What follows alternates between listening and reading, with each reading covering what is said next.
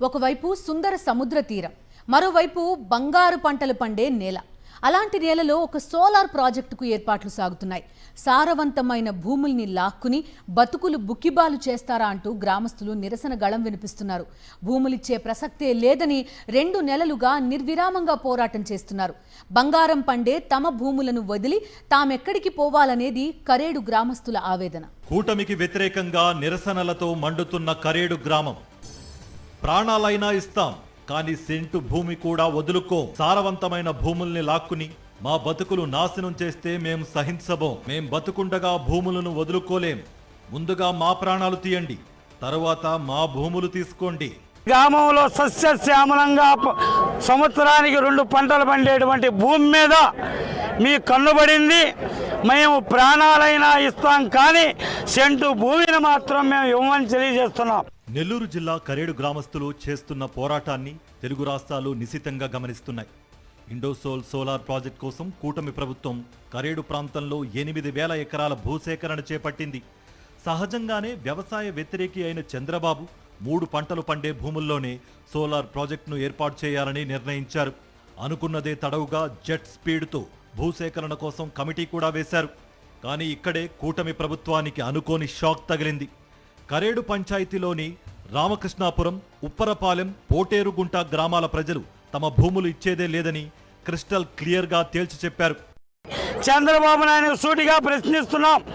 మీరు పరిశ్రమలు ఏర్పడితే అభివృద్ధి చెందుతుందంటున్నారు కదా, మీ కుప్పం నియోజకవర్గంలో మీకు అభివృద్ధి అవసరం లేదా? ఈ పరిశ్రమని మీరు కుప్పంలో ఎందుకు పెట్టుకోలేదని ప్రశ్నిస్తున్నాం. మీరు పెట్టే పరిశ్రమల వలన మా భూములు పోయి మా యొక్క సకల సంపదని మేము కోల్పోతాం. మా గొర్రెలు, బర్రెలు, మేకలు ఈ అన్నిటికీ జీవనాధారం ఏంటి? ఈ ఎలా జీవించాలి?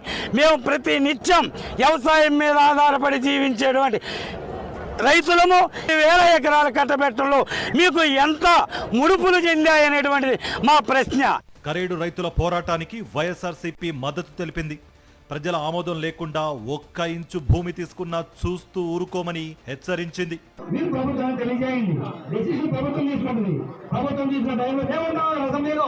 నేను చెప్తా ఉన్నా, మీకు ఇష్టం లేకుండా ఈ ఊర్లో 1 ఎకరా పొలం కూడా తీసుకునే దమ్ము ధైర్యం. ఎలాంటి పరిస్థితుల్లో అయినా భూములు లాక్కునేందుకు చంద్రబాబు అనుకో కుటెల యత్నాలు చేస్తున్నారు. చంద్రబాబుకు తెలిసిన టక్కు టమారా విద్యలను కరేడు గ్రామస్తులపై ప్రయోగిస్తున్నారు. చాలా భూములు ఉన్నాయి, మెట్ట భూములు ఉన్నాయి, ఈ వలేటి వారి ఫారెస్ట్ భూములు ఉన్నాయి, అవి తీసుకోవచ్చు కదా, ఇవెందుకు తీసుకుంటున్నారు అన్నారు.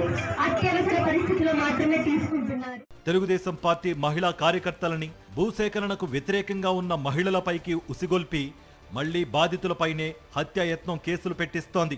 దానిలో భాగంగానే రామకృష్ణాపురం గ్రామానికి చెందిన తెలుగుదేశం మహిళా కార్యకర్త శేషమ్మని పావుగా ఉపయోగించింది. శేషమ్మకు వరుసకు కూతుళ్లు అయిన లలిత, శిరీష, సుజాతపై హత్యాయత్నం కేసు నమోదు చేయించాడు కందుకూరు ఎమ్మెల్యే ఇంటూరి నాగేశ్వరరావు.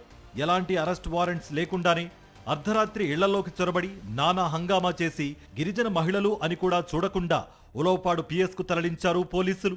మహిళల అక్రమ అరెస్టు విషయం తెలుసుకున్న గ్రామస్తులు పెద్ద సంఖ్యలో ఉలవపాడు పిఎస్ను ముట్టడించారు. గ్రామస్తులు ధర్నాకు పార్టీలకు అతీతంగా మద్దతు తెలపడంతో పోలీస్ స్టేషన్ వద్ద టెన్షన్ వాతావరణం నెలకొంది.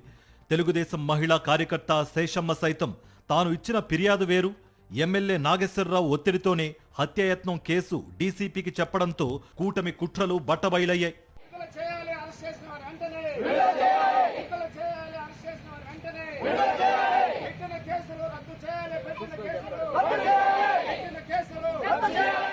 ఇటీవల వైఎస్ఆర్సీపీ అధినేత వైఎస్ జగన్మోహన్ రెడ్డిని కరేడు రైతులు కలిశారు. రైతుల ఆందోళనకు వైఎస్ఆర్సీపీ మద్దతిస్తుందని తెలిపారు. ప్రభుత్వంపై ఒత్తిడి తీసుకువస్తామని హామీ ఇచ్చారు.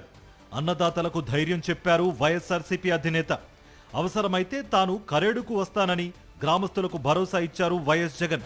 మా ఊరు దగ్గరలో పరిశ్రమ వస్తే సొంత ఇంట్లో ఉంటూ పని చేసుకోవచ్చు. పరిశ్రమ కోసం మా ఊరే లేకుండా చేస్తే ఎలా?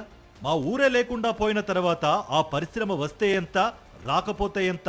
ఉన్న భూమిని సాగు చేసుకుని ప్రశాంతంగా జీవిస్తున్నాం. ఆ పరిశ్రమ మాకొద్దు బాబోయ్ అంటున్నారు కరేడు గ్రామ ప్రజలు.